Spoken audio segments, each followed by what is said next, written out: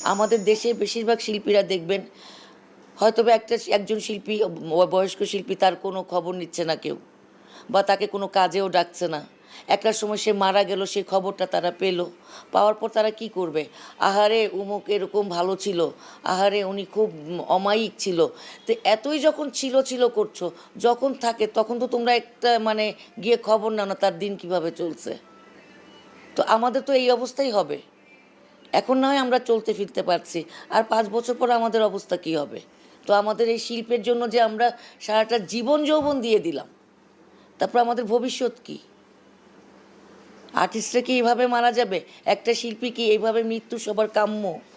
আজকে যদি আমি হতাশ হয়ে ঘরে বসে পাগলামি করি, পাগল হয়ে যাই, ভুগবে আমার ফ্যামিলি, আমার শিল্পী বন্ধু বান্ধব কি ভুগবে? আর যারা ভুগবে, যাদের কষ্ট হচ্ছে, তারাই তো আমার এই পোস্টটাকে শেয়ার করছে।